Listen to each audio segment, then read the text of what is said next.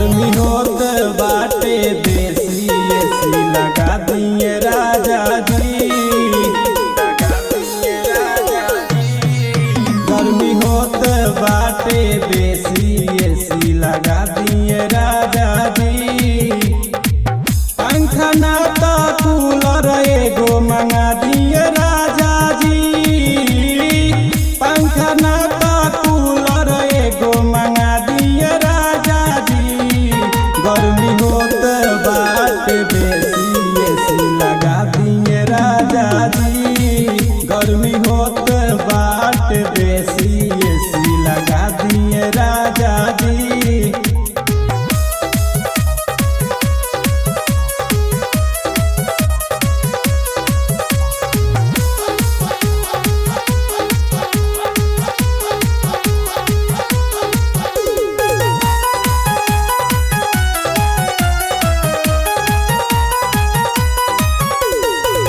चूल्ही पर न होई पिया हमारा से काम जी।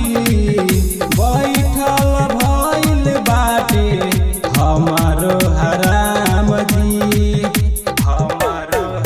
चूल्ही पर न होई पिया हमारा से काम जी। बैठल भइल बाटे हमारो हराम जी। कौन विधि रउआ जाके लिया दिए राजा जी। कौन विधि रउआ जाके लिया दिए राजा जी।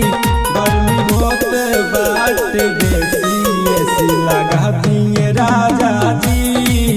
गर्मी होत बाटे देसी एसी लगा दिए राजा जी।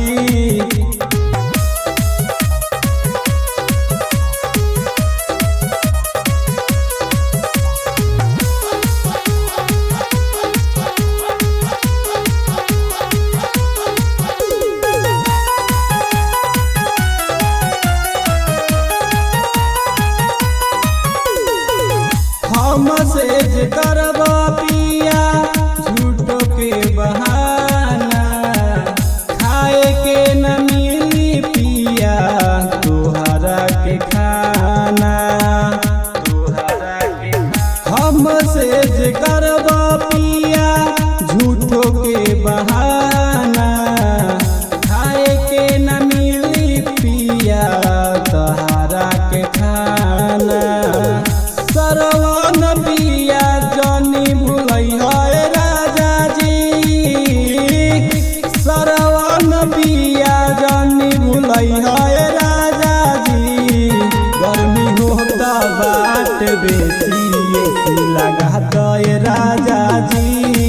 गर्मी होता बाट बेसी एसी लगा दे राजा जी। दिया रिकॉर्डिंग स्टूडियो मोहम्मदपुर।